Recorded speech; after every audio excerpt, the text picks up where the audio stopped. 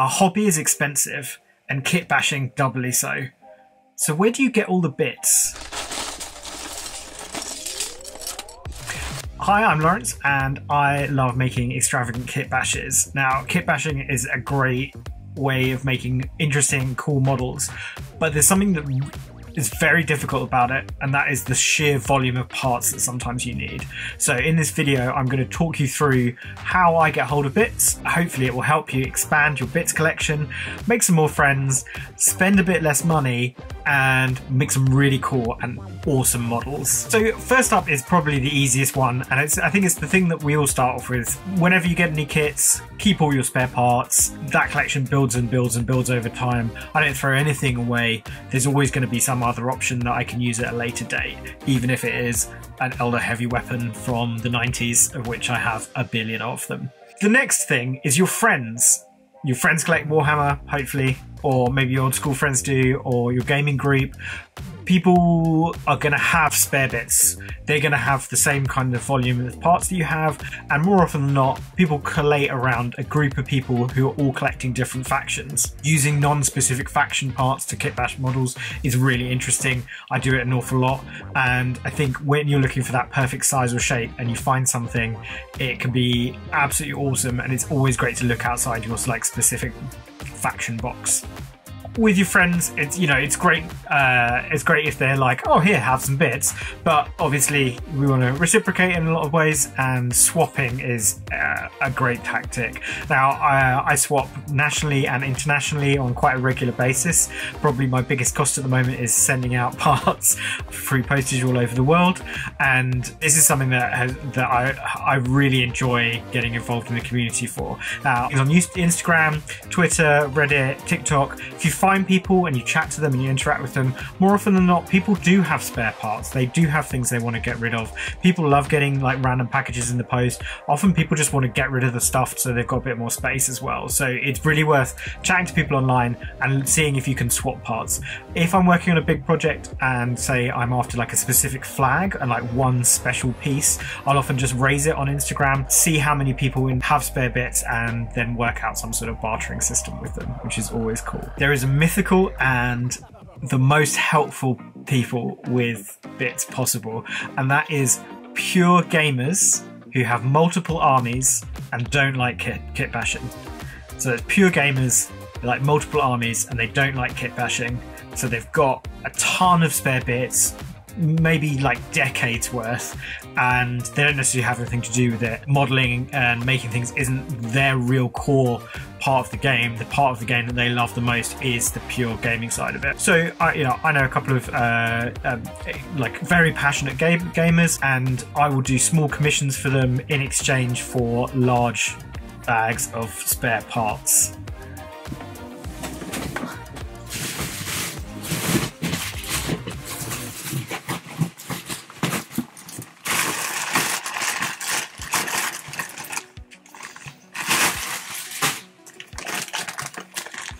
Something like this bag that my Necron buddy sent to me, which is going to be super helpful for Trazen kit bash that I'm making soon. Now, if you're really just starting out and you don't have a large collection, or you may not have that many friends that are into it, you may not be that confident in social media, so you're not sort of reaching out and talking to people, one of the fastest and easiest ways to get a bits collection going is to look for job lots on eBay.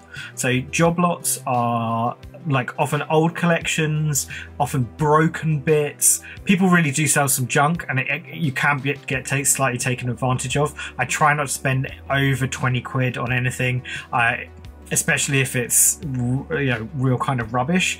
But in amongst that rubbish, there might be some real gold. So I once got up to bidding £70 for a job lot of Eldar, which, because I saw in the picture that it had a lot of old metal kits that I was after, and the actual sort of resale value was probably about 300 quid in the end. If you've got a particular bit in mind, if you're just looking at job lots over and over and over again, you might spot them, you might see that they're in a collection that somebody's just getting rid of, or they have got some smashed up bits that they really don't want anymore. It definitely is a gold mine, and it's great to get parts that you're not going to use, that you don't have a specific usage for at that current time, so that at a later date you then have a larger collection to work from.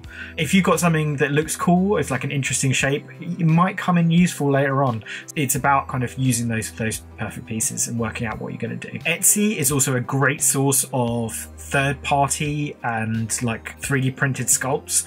Often could be really interesting, not that expensive. I like searching for villager kits because you often get a large variety for like D&D games. I'm always looking for sculpts that are going to be interesting to use, whatever kind of part they are. It can be expensive. The quality can really vary from printer to printer, so it's worth checking out images of what actual work they've done before you spend too much money on it. It's very cool though. When I want an actual kit, I will shortlist it. I'll work out where, I'll have a look online, have a look on third-party sellers, see if I can find it from a friendly local gaming store, and work out what is the lowest price. So most of those you will sell GW kits at, say, 25% or less, or 20% or less. I try never to buy full price kits because it very rapidly gets very expensive, and having that mindset and thinking about trying not to spend money on full price kits will keep you, tide you over until you can get to that point where you can find something that's slightly less expensive. It also helps with, I'm a huge impulse buyer. I love buying things and like accumulating stuff. I love collecting things, and just giving me that distance between wanting something and then making the decision to actually buy it makes me make some sounder financial decisions, which is very important because you can get yourself in a real hole. Junk. I now regret so many things that I've thrown away in my life. So many bits of tech and old boxes and bits of antiques that I've binned because they're essentially rubbish. I could make so many nice things out of them now. I also look for job lots of costume jewelry online. You can buy that in weight. Recently bought 5 kg of costume jewelry, and that's given me interesting chains, textures, spheres, lots of different shapes that you can use around your kit bashing. I really like using old tech. One of my favourite kit bashes, I used a Nexus tablet that had been broken for years.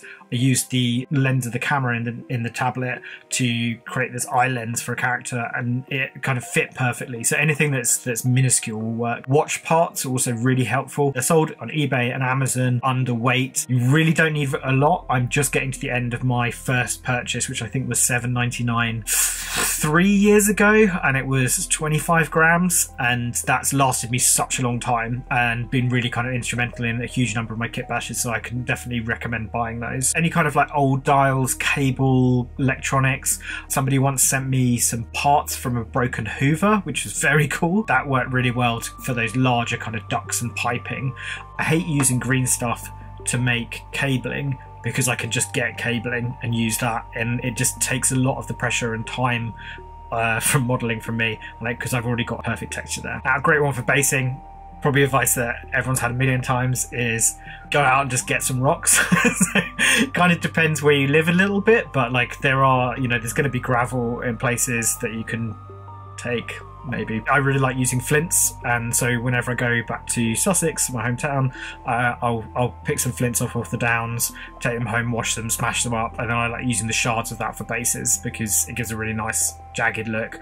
It's also free. My friend forages and finds lichen, which works really well for basing as well. I've used like bits of twigs out of the local park. Often when I try and think about like if I'm going to use a specific object, it's whether or not I can find an equivalent for free in my just piles of junk that I've got on these shelves in the house in general, or maybe like at a thrift store or a antique shop. So it's trying to always be on the lookout for something that's interesting and useful. Now, what's the really big enemy of all of this? The enemy is FOMO.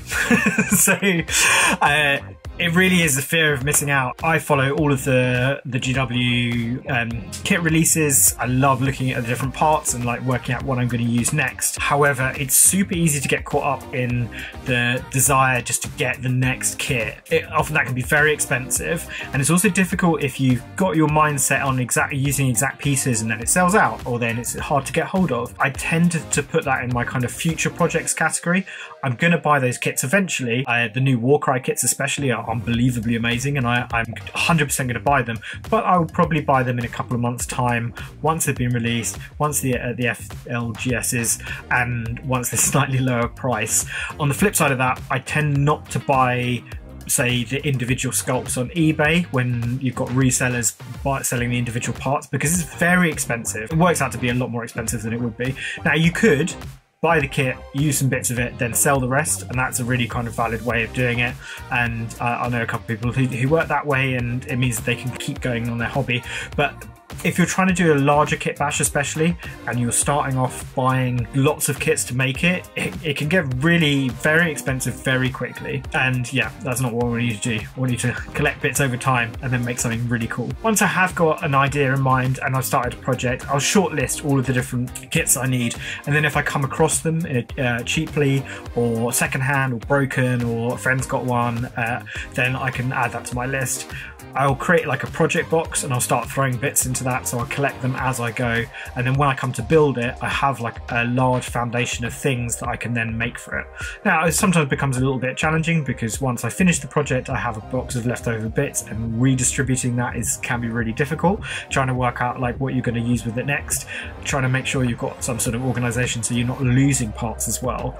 It often comes with practice, and the more often you do it, like, you end up with lots of different project boxes and keep going back to them and doing that sort of side of things. So it's interesting and fun to organize. Well, I hope that's helped. I hope it's given you some inspiration about where to find bits. The other thing is, you can always ask people and like see how it's going. Like, I love chatting to people about the hobby, and always message me if you've got an idea, or like you want some advice on how to build something, because I absolutely love it, and I love working out how and what parts you can use and that are going to be most effective. A lot of the time someone's already solved the problem that you're trying to solve, and it can really speed up your work if you just talk to more people, work out what other people have done, and then you can kind of create shortcuts, find something a lot cheaper, and make a lot more. I hope you've enjoyed this video. I'm going to do a lot more like hobby help guides, and if you could like and subscribe, that would be awesome. Thank you so much.